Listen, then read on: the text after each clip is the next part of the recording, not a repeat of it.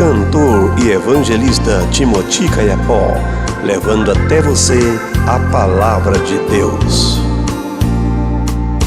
Mẹ thì krabe ye yu nyo me ya a ben wa boy ne kama ben pa mơ a ben pa kriya kama ben otem ne a ben tatang ne ye yu nyo me ya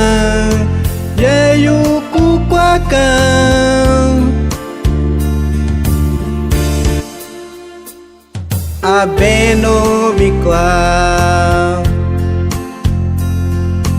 me ti joy krabe ye yu nyo me ya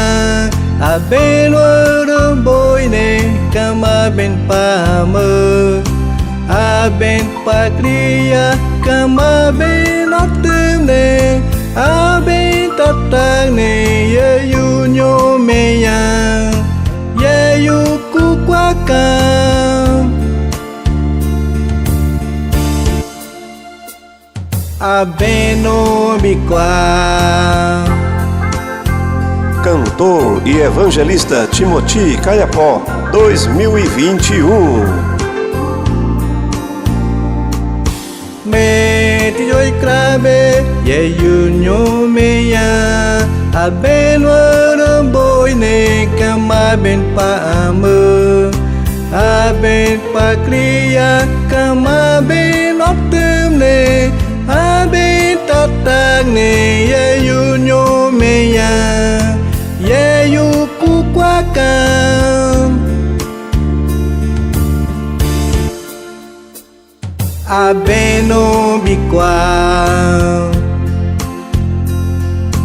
me ti joy krabe ye yu nyo me ya aben wa boy ne kama ben pa mơ aben pa kriya kama ben otem ne aben tatang ne ye yu nyo me ya ye yu ku kwa kan abeno bikwa.